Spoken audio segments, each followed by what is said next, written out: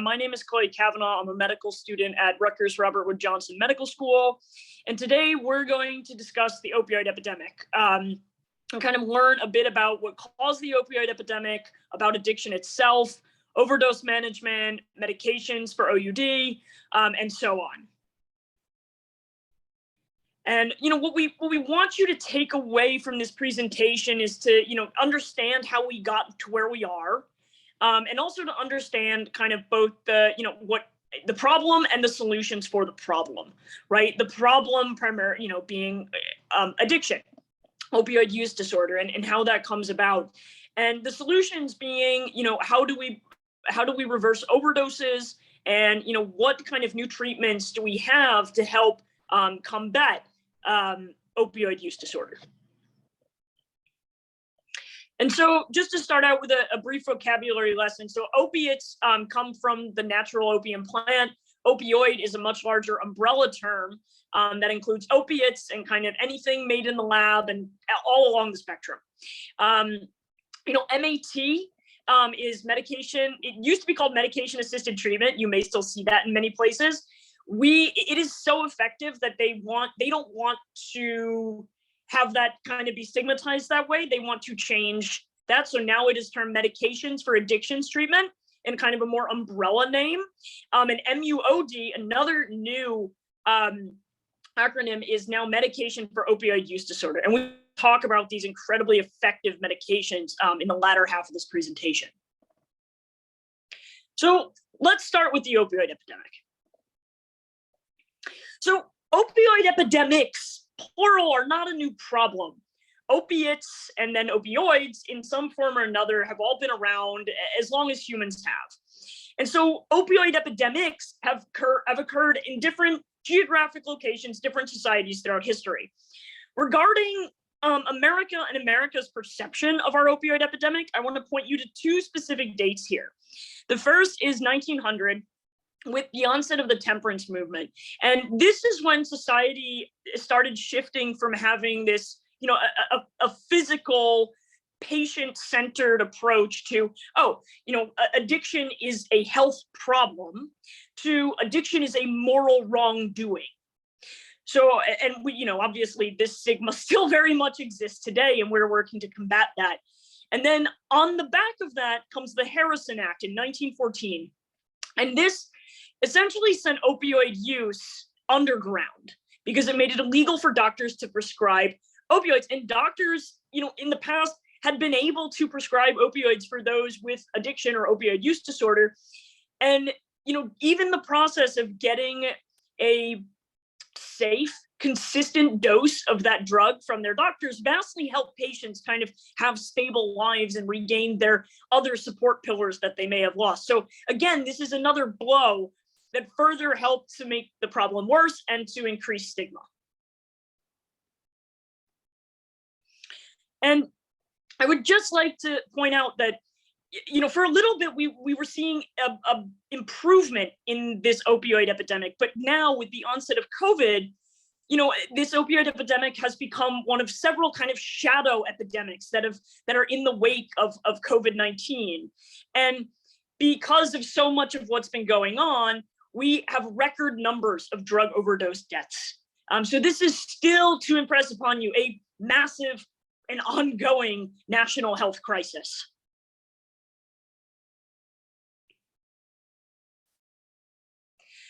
And so, I want to show you a couple maps, and we're going to talk about, where the opioid epidemic kind of started and why.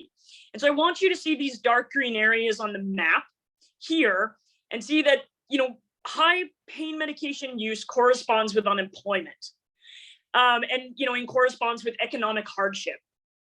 And that's not uncommon because if you have chronic pain, that diminishes your productivity as an economic citizen, right? It diminishes your ability to work. So that's, that correlation is not unexpected. And again, and we can see where, in these places that were hard hit by the economic crisis in 2008 and 2009, kind of the West Coast and the Rust Belt and kind of the Midwest, we see some of the places where we had the first big kind of attention on this opioid epidemic, right? And these, again, these are places that, you know, were hit hard by the recession, and places, again, that have, you know, a lot of this is people with chronic pain, as we're going to see more of. And then over time, you know, this problem spread nationally, right? It may have started in kind of like the Rust Belt and some other places, but eventually it spread to all 50 states. And you know, and now we can see kind of where we are here in, you know, this was 2019, and in 2020, you can kind of imagine probably this trend has just continued worsening based on the other numbers, right? So, you know, and part of what we want to do with this presentation is to eliminate a few myths, right? The news media focuses very much on heroin and fentanyl, which are big problems, but also they are not, you know, they're very sensational, but they're not the whole story, not nearly. And I just want to point out to you, this is still overwhelmingly a pill problem. And I want you to, you know, if you take something away from this today, take away that this is still largely a pill problem, and that we still need to combat that, in addition to, you know, the problems of heroin and fentanyl. And again, just to bring this home, you know, this is a problem nationally, and it's still a big problem in New Jersey, in pretty much all of our counties. And the rate of overdose deaths has been rising, and is higher than the national average still. So this, again, it remains a problem both nationally and locally. So I want to walk you through some of the factors that led to this opioid epidemic. And it is like a perfect storm of socio-political or geopolitical and socioeconomic factors. There is not one thing. And I mentioned the economic crisis of 2008 to 2009 before.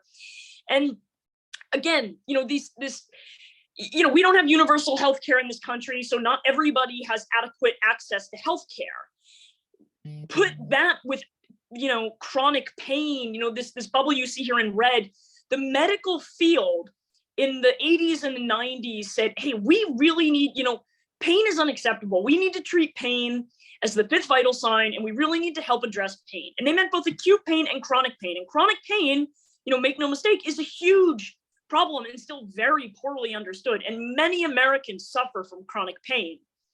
Except the problem with this, as we'll see, is that, you know, other vitals like your blood pressure or your heart rate, those are objective measures. We have not yet created any way to objectively measure pain.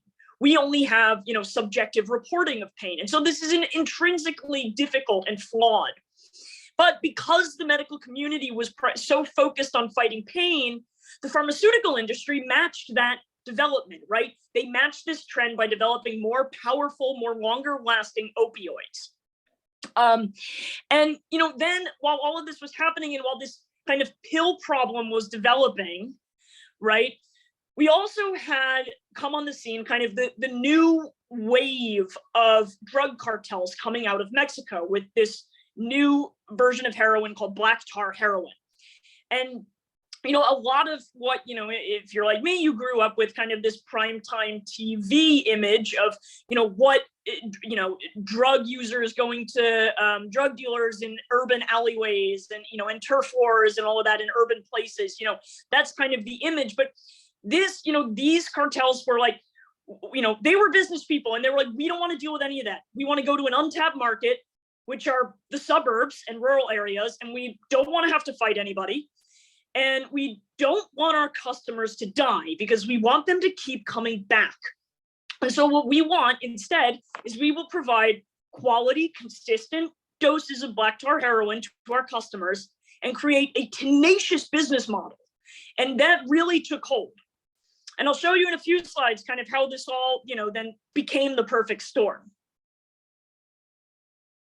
And so just for a minute, back to the medical community, in addition to wanting to treat pain, there was a seminal paper that was actually not very good as a study and as a generalizable or representative study, because it was only done on white inpatient men. But it's, you know, this study was published in kind of the gospel of medical journals at the time, and it said narcotics are not addictive. The incidence is less than 1%. And so the medical community took this as a sound justification for being able to prescribe narcotics and opioids, kind of willy-nilly, in a very liberal way.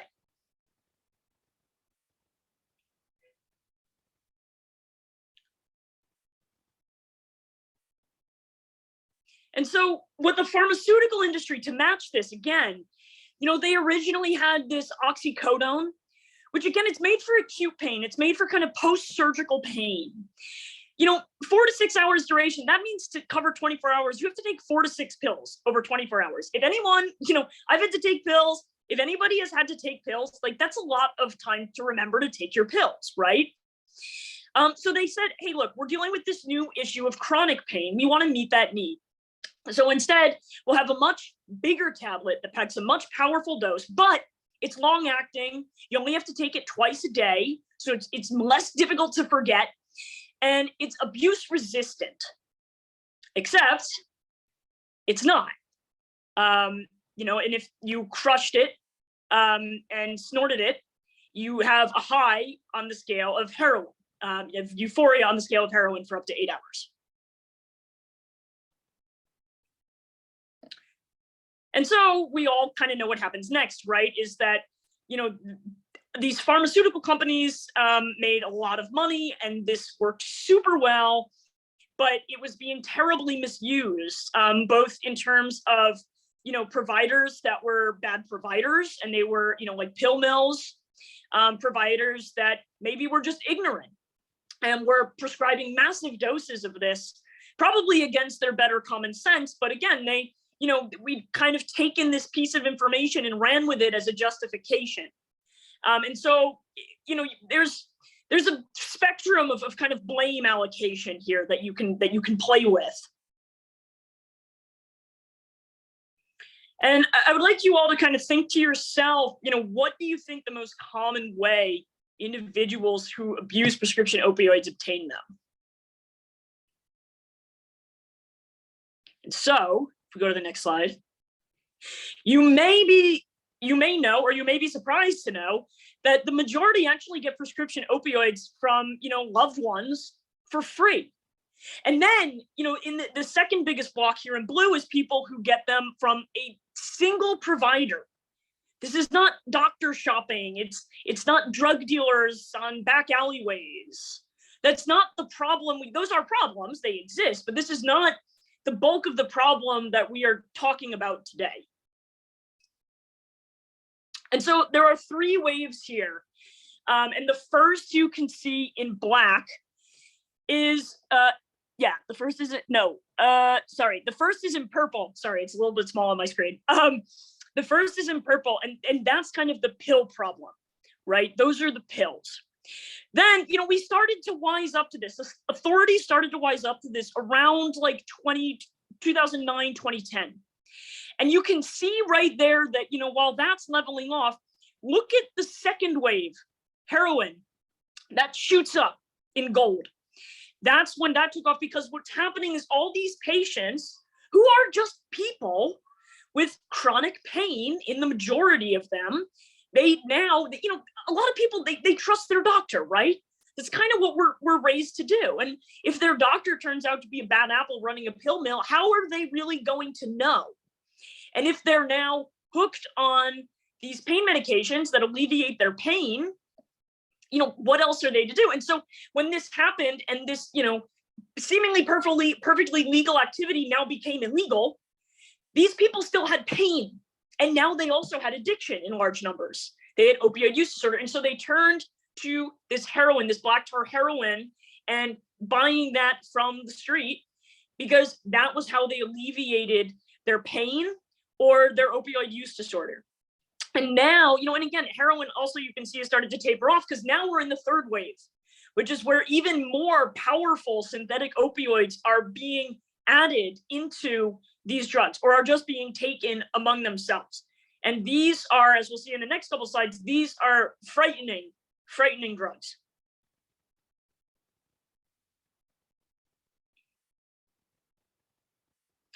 So fentanyl is now one of the biggest problems of this entire story. And the US really cannot control supply because it's almost like anthrax in the way it can kind of slip through, right? And that's a problem because you can be just a very tiny amount. We have cryptocurrencies now. There's a lot of ways to kind of trick the system. And fentanyl, you see kind of in this lineup of the 3 vials, each of them is a lethal dose of the drug on the label. So that's a lethal dose of heroin. Those like few granules are a lethal dose of fentanyl, which is another 100 times more powerful than heroin. Carfentanil is another 100 times more powerful than fentanyl. It is used as an elephant tranquilizer, and a single grain is enough to kill a human being. And even now, authorities have found drugs that have amounts of carfentanil in them. So again, this is like a weird arms race, right? And this, it's just upping the ante of what the power of these drugs that are included. And this is a big problem, not just for, unwitting users who think, okay, I'm in withdrawal, I'm miserable, I need my dose of heroin to like not feel miserable anymore. But now they're overdosing because they don't know what's in that dose. And they get hoodwinked. And then you have another problem, which is that when first responders show up, they are not tolerant to these drugs at all. And, just a granule in the air, just a little bit of this aerosolized drug is enough to immediately send them into overdose. So it's incredibly dangerous for first responders responding to these overdoses as well, because they don't know what this person took. And again, just to reiterate, this is also a problem in New Jersey, right? Like we can see this trend increasing even here with the increase in fentanyl, in heroin and in pills in New Jersey. And just, overall, the demographics of this opioid epidemic have been, who's been admitted to the hospital is largely young white male patients.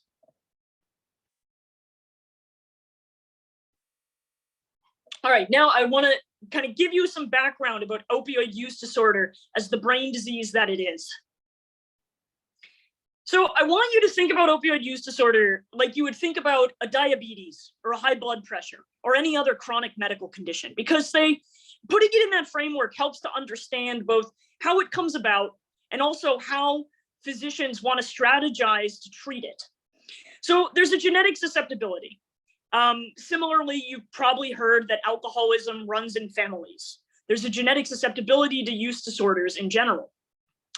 There's, chronic functional and pathophysiologic changes that happen to the body.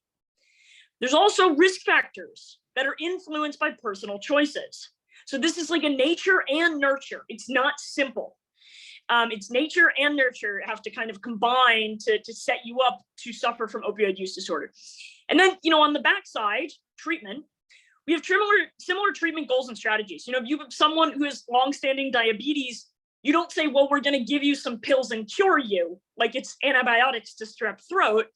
Instead, it's, okay, look, we have to tackle a bunch of different areas. We got to tackle diet. We got to tackle exercise. We got to tackle medications. We got to tackle support system. And it's the same for opioid use disorder.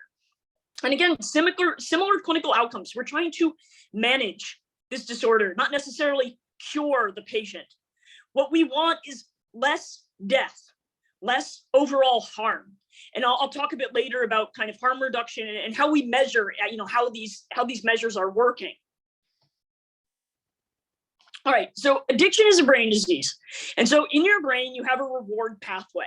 That's, evolutionarily ingrained so that you do things that the body needs, like eat or drink water, right? So when your brain sees cake and you eat cake and you get that hit of dopamine from eating that nice piece of cake, your brain's like, ooh, that was great, let's do it again. So this is the reward pathway. And all the drugs that you see on this image, they manipulate that reward pathway in some way or another so that your brain ultimately experiences more dopamine. And it's just a huge hit of pleasure. And your brain says, I really want to do that again. And so opioid use disorder, as I mentioned before, has certain risk factors. And again, as you can see, 10 to 20% of opioid users are at risk of developing opioid use disorder. 10 to 20%. It's up to you if you think that that's a high amount or a low amount, but it's it's definitely not what my mother told me growing up, which is you will use heroin once and be addicted for life. But B, it's not a zero risk either, right? And, and higher risk comes with co-occurring psychiatric disorders. If you already have a chemical imbalance in your brain, further imbalancing those chemicals is not going to help you.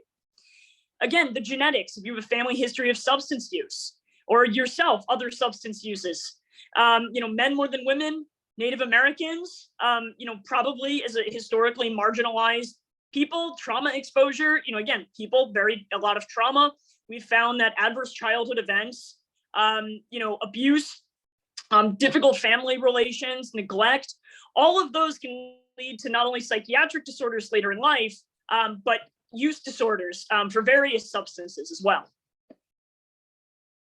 And so this is just to kind of show you what a physician would look at, when trying to assess a patient for opioid use disorder. And, I want to point out two things on here, which is that this physiologic category, tolerance and withdrawal, tolerance being your body gets used to the drug, and whether you are an opioid user or you are a terminal cancer patient with horrible, horrible pain, you will need higher doses of that drug over time to alleviate the same amount of pain.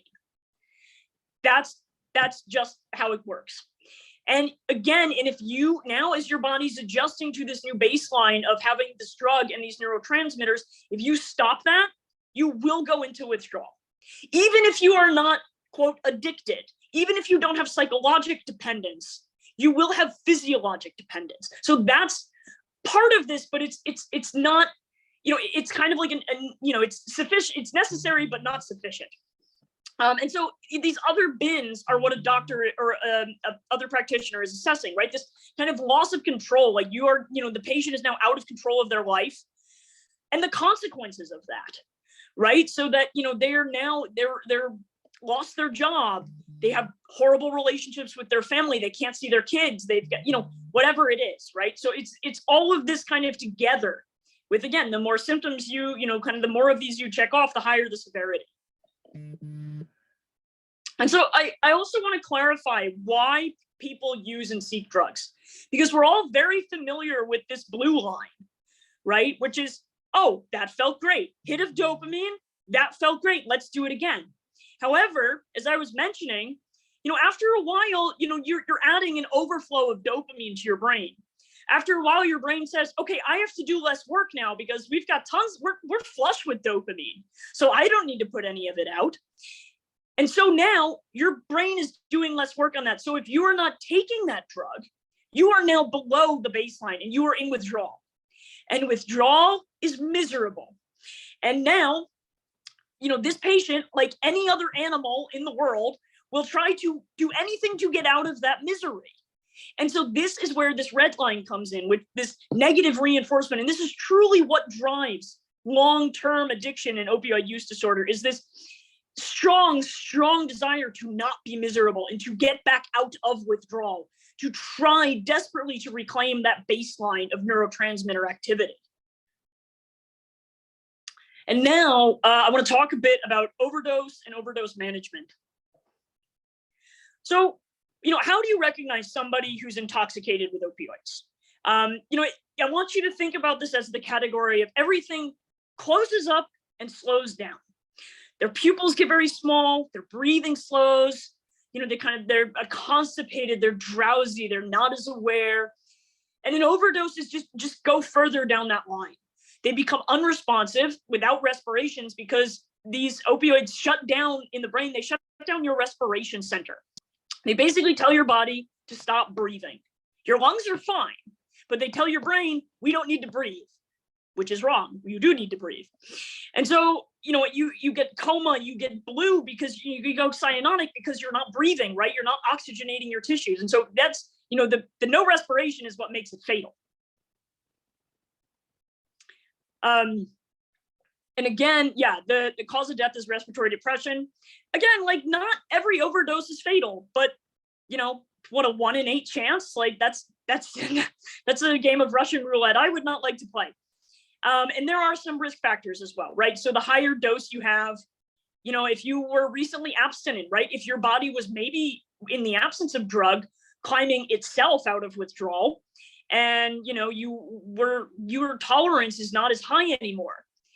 Everybody kind of, anybody who's ever had an alcoholic drink would know that, like, oh, if I'm college students who drink a lot, that okay, like they have a high tolerance. But then if they, say are studying for finals for 3 months straight and haven't had a drink, then like just one drink will hit them harder. It's the same idea here.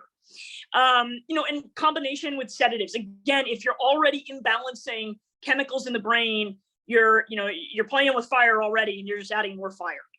And then further ones here, for example, liver disease, right? So your liver is the detox center of your body. If you are already, if you have a hobbled liver, it can't detox things as well. So even if you're taking, use whatever dose you're taking, if your liver is not detoxing it at the same rate, it's like you're taking a higher dose. And so now, how do we rescue these people? We have a fantastic tool called Naloxone or Narcan. This is an intranasal spray used by EMTs. So I've been in EMT for the last decade, so I've been trained on this several times now. And it's an opioid antagonist, which means that, we'll go over this in a few slides, but, basically if the drug is acting, this kicks it out. This like throws it out the door, right? And and because that drug is no longer acting and no longer shutting down respiration, the patient can wake up very quickly. And it can be dramatic, and they can be also very combative. So if you ever are using this on a patient, expect them to be very confused when they wake up, and be cautious that they might be combative. They might take a swing at you or something because they're confused and not sure what's happening. And now they're also in withdrawal because they're because you just put them in withdrawal, so they're not going to be happy that you were the one to do that either. And naloxone access hasn't been improving over the years in New Jersey. There are free trainings and kits, and you can reach out to us as well as this information on the screen if you are interested in any of this. Availability has slowly been getting better over the last kind of couple of years as I've been giving this presentation. And so now withdrawal. So when we talked about overdose and intoxication, we talked about how everything was kind of like getting smaller, like closing up and slowing down. Now everything's opening again. So it's like the floodgates, right? Your patient is anxious, yawning, sweating, tearing, runny nose, like it's just, diarrhea, nausea, like everything is coming out of everywhere, right? Terrible bone pain. You get this kind of goosebumps feeling, which, this is called piloerection, which actually, so this is where the phrase, going cold turkey comes from, because this is in withdrawal, right? So going cold turkey means to quit something immediately, which if it were a drug or alcohol or something, like you would be immediately in withdrawal. And, they likened the skin, that goosebumps, to a plucked dead turkey. Not really sure who came up with that one, but it's accurate for the misery involved, I would say. However, I also just want to reiterate that it's not lethal. It's miserable, but not lethal. And now I want to talk about the medications for opioid use disorder. So as I mentioned before, talking about this, chronic health framework for opioid use disorder, recovery is also this kind of whole biopsychosocial spiritual amalgam, right? It's not just medication. Like this is a person who, biologically, their body has gone through these pathophysiologic changes. So you need to address those. You need to get them out of withdrawal. You need to stop their cravings. You need to address any other medical conditions they have. You have to address psychologic trauma and also any coexisting psychologic disorders, and just kind of help them with that. Social, people need pillars of support. Opioid use disorder is often called a disease of isolation, and it really is in many ways. For example, you can look at it as the war soldiers' disease. For example, in the Vietnam War, a lot of soldiers over there who questioned their purpose being there, and were far from family and friends, and in this kind of seemingly endless war, and a lot of them used heroin while they were there. So everyone back in the US was expecting that when they came home that there would be a huge heroin epidemic. But that wasn't the case in the majority of situations, because these soldiers came back to their support systems, to fulfilling jobs, to loving family members, and those support systems to their places of worship and all of that, and like all of that is tremendously important. And again, spiritual, you have to help this patient forgive themselves and find other purposes in their life. And so all of these together, sorry, it's the dog. All of these together are key to really help a patient recover and to regain their ability to be, a healthy, productive member of society. And, opioid use, medications for opioid use disorder really does save lives. And we're going to talk about 3: buprenorphine, methadone, and naltrexone or Vivitrol. And they save lives because they keep people in treatment and they reduce overdose deaths. And they have some other benefits as well, which I'll get to. So the rationale for, these medications are that, yes, we need to detox these patients. We need to get the drugs out of their system, but you need to maintain a balance as well.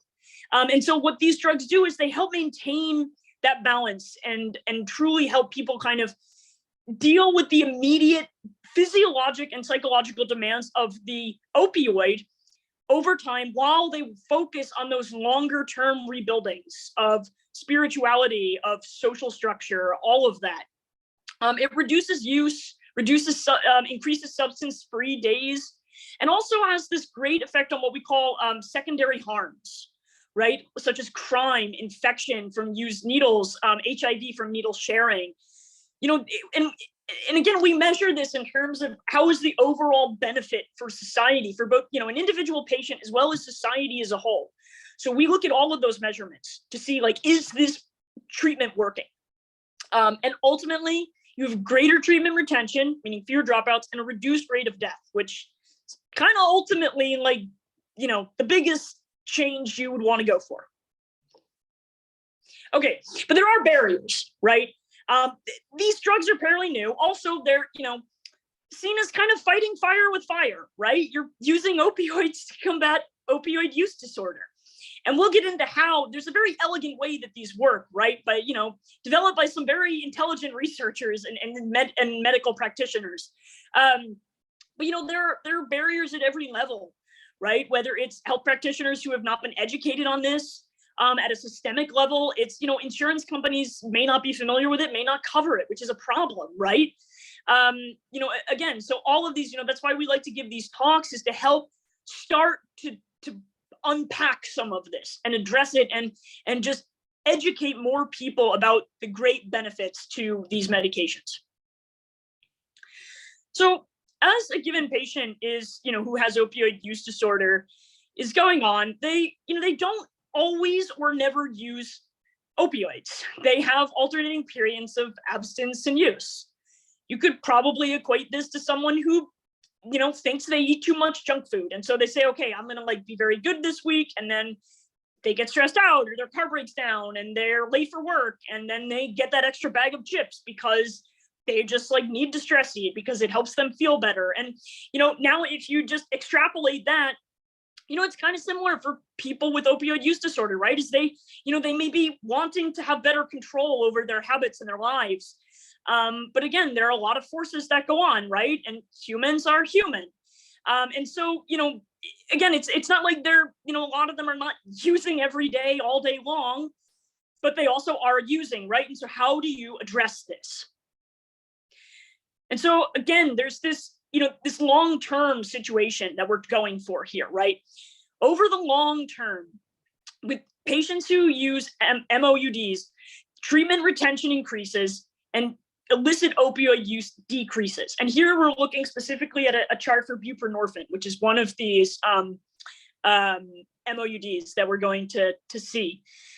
And again, we're going to look at many charts and they all kind of tell the same story, which is that these treatments really work. And again, another instance of how they really work. I mean, you can look at here that, by using these MOUD drugs is, you're almost cutting the death rate back to normal. It's only, twice as high instead of 6 times as high, right? Like this, again, we're decreasing deaths. Like that is a huge, huge win. And so, if you could click through this one, I can kind of go through them without all the stuff flashing by. So we're going to talk about agonists and antagonists, which I mentioned earlier. So a full agonist, your classic opioid, your oxycodone, your heroin, your morphine. You could think of the receptor here, this kind of like yellow triangle. Think of it like a baseball mitt. And think of this, these blue things as incoming baseballs. So the full agonist is like the ball hits the mitt, go, go, go, like the signal is green, like have that full mental hit of dopamine and the reward system is like coming online and that's kind of how that goes. Antagonists are like, imagine now that baseball comes into the mitt, but at the last minute it explodes into a sticky spider's web and covers the mitt, so nothing else can get in. And so even if you were to throw another baseball, it would not breach that sticky spider's web, right? And now it won't get in. And so antagonists they're stronger than agonists, the ones that we're going to talk about, this naloxone and naltrexone. And again, like I mentioned with the naloxone earlier, even if the agonist baseball is already sitting in that mitt, the antagonist will kick it out and then cover and then block the receptor, block the mitt so that nothing else can get in. And then a partial agonist, think about it as half a baseball. It's still going to hit the mitt and you're still going to continue the play, but it's only half. It's not going to take you as far. And we're going to talk about why partial agonists like buprenorphine are really important, that they are that way. So in green here, you see this full agonist, which as we've mentioned with these opiates, higher and higher and higher you can always go, right? And intolerance just keeps building and just keeps building. And, if you take high doses, you start to get that respiratory depression, right? Which is ultimately what can kill people. Antagonists, it's a flat line. Again, nothing happens. Nothing ever happens, right? And then this partial agonist, it takes you somewhat up, but it has this ceiling effect. So what it functionally does is that it alleviates withdrawal. It gets the patient back to a baseline. And by doing that, the patient now is stable because they are not in withdrawal and they are not feeling miserable. And so they can now focus on rebuilding all those other key aspects of their life. And again, it's control. It's how do you manage and control this chronic health disorder? And with a partial agonist, you can do that. And because also the partial agonists, they don't have that respiratory depression, right? So there's not a risk of that, but it still does have like some pain relieving effects, and it still does pull the patient out of withdrawal. And so buprenorphine is kind of the textbook partial agonist, right? And because it's a partial agonist, because it has this lowered risk, it doesn't have a high street value, and it doesn't have a high abuse potential. I mean, there is always some abuse potential, right? If you have a patient who has never taken an opioid before and now they take buprenorphine, like again, they can abuse that. But again, for on the other side, right, where you're using it as a treatment modality, it doesn't have abuse potential for people who have been using much more significantly powerful opioids. It has a long duration of action, and it also is like the antagonist in that it likes the receptor better. So it'll kick out a heroin, which is also why it's very important to note that if you're a provider and you're starting a patient on this, you need to make sure that they're not on a high while you are starting them on this, because you will precipitate or acutely bring on withdrawal in that patient. And they will, one, hate you, and two, they will not ever want to take that buprenorphine again because it put them in withdrawal and made them feel miserable. And actually, you want to start this drug in mild withdrawal for patients so that they can, in short order, feel the beneficial effects, because this drug will be lifting them out of that withdrawal. And the Data Act in 2000 allows for office-based treatment for opioid use disorder. And again, it's something else to work on, right? It's more education, It's still an 8-hour training for busy healthcare providers. We're starting to kind of spread it now more in medical schools. Like, I've already taken this training and kind of got this, and I obviously can't use it until I'm a fully licensed physician. But it's, again, it's how do we get this in a more streamlined education fashion. And so buprenorphine is also, it's packaged very intelligently. So it is an opioid, right? So it does, can have some side effects. And it's taken sublingually, and it's packaged as Suboxone. And naloxone is added to it. And you may say to yourself, wait a minute, I thought naloxone was an antagonist, and that it's even stronger than buprenorphine, so it's going to kick it out. So how is the patient going to get any benefit from this? And so what happens is that this is truly a tamper-resistant drug, because if you take it as indicated, which is sublingually under the tongue, naloxone is only absorbed into the bloodstream, and it is not absorbed orally. And so if you take this oral drug, right, then it will, the naloxone will kind of it's not absorbed through the gut. So it'll just kind of pass out of your system and never be touched. But if you abuse this drug, if you crush it and, if you inject it, then the naloxone is active, and then it'll prevent any beneficial effect of the buprenorphine. So it's amazing here, because it is truly a tamper-resistant drug. And it's this kind of intelligent research design and medical approaches that we need to combat disorders like this. Methadone, which you've heard about probably, it's been around forever. It's a full agonist. So it is just an opioid. It has complicated medical interactions, but it's useful because it lasts a very long time in the body. And this, it's an opioid. It can be abused like a morphine or a heroin can, right? But when used correctly, it can also be very effective for treating opioid use disorder. And we have just decades and decades of evidence of this, right? However, you can only use it in a licensed methadone clinic, which, again, we're going to talk about, kind of the costs and benefits of all of these. But, if you can only use it in one place, and maybe you have to go all the way across town, and be seen in public in line at the methadone clinic, maybe patients will find that too stigmatizing or just too inconvenient, and they won't do it. So methadone, again, because it lasts so long in the body, it, in a different way, enables the same benefit as we talked about with buprenorphine, where it removes these kinds of roller coaster cycles of high and withdrawal. And so, by kind of having, a level back in that stable zone, it again provides time for patients to then work on all the other, the therapy and the support systems, and getting a job again, and exercising, working out, becoming, a productive member of society again.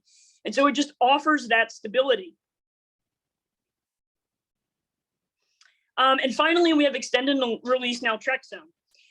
And so, also known as Vivitrol, it's relapse prevention.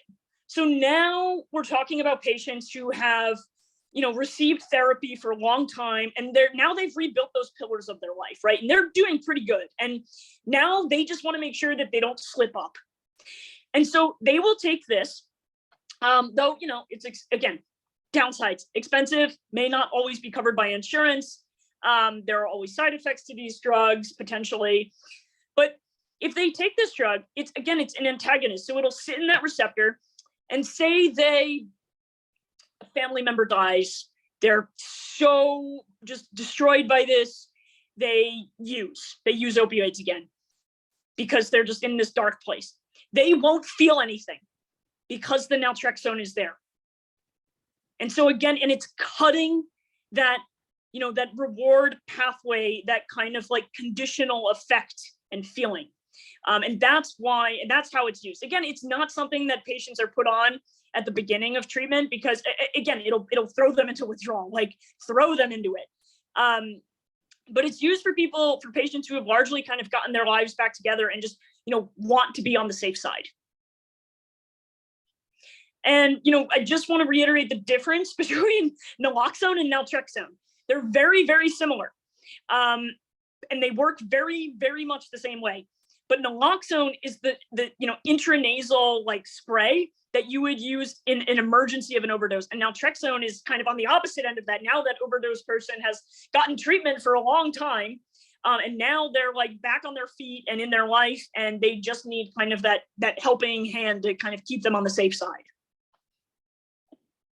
And again, this is just a chart of, upsides and downsides of each, which I kind of went over. They're all pretty equally effective, right? And, and this is something that a patient would talk to their provider about, which one is best for them, Maybe the patient, there's a methadone clinic down the street. So, oh, that's perfectly easy, doc, because your office is 20 minutes away. Or maybe that methadone clinic's an hour away. So, okay, doc, I'd rather come to you and, and get my buprenorphine from you, right? So again, it can be tailored to what, there are options essentially for what may be best for a given patient. And again, these statistics are really showing the benefit of MOUD treatment, right? You can stabilize a patient for, a couple months, and then that maintenance period can last years, right? It's really beneficial, and the longer patients stay in treatment, the better they do.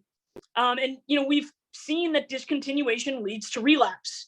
And if you just do a taper, which means you say, okay, let's just like slowly wean you down off the drug, instead of, without giving you any of these MOUD treatments, 88% relapse. And here you can just see the visual of this, right? Is that, if you look at how many people don't remain in treatment with the taper in blue and versus how many do with the maintenance treatment. It's effective. Again, it's a way to stabilize people physiologically and psychologically while they continue with all those other key therapeutic categories. And detox alone is less efficacious than maintenance treatment. If you leave here with like 3 ideas, this should be one of them. All right. And again, how do we know that this is working? So we know that this is working if the patient stops using other opioids, doesn't crave those other opioids, aka they have control over themselves and their life again. They are not having withdrawal, so they're at least not in that kind of misery. And you don't want them to be like having terrible side effects from the medications either, right? And so it's kind of like, how do we toe this line to make sure that the patient is in, they're biologically and psychologically functional to go take care of all the rest of the therapeutic categories. And again, they feel like they have control over their life. They're rebuilding those pillars of support to be, a healthy, productive citizen again. And, here you can see kind of several graphs about, how these methods have been working, right? Naloxone, how that's like people have become very familiar and used that and gotten that, again, like MOUD treatment, like it's becoming more popular, which is fantastic. And again, opioid prescribing is like, now that people have wisened up, right? It's decreasing. These are all good signs. However, the problem is far from gone. And it's been getting much worse with COVID. Because again, it's, you're throwing people into a traumatic disarray of stresses and odd situations. And that's just, it's not stability and it's not consistency, which are 2 key things that recovering opioid use disorder patients need. And, again, this is to impress upon you that this is still an ongoing crisis. And, overall, I hope that you've learned some things today. Maybe you're just sick of my voice. That's possible. But, just to bring it home, there's, again, there's kind of this perfect storm of factors that led to the US opioid crisis. And, substance use disorders are chronic brain diseases, right, that need to be treated appropriately.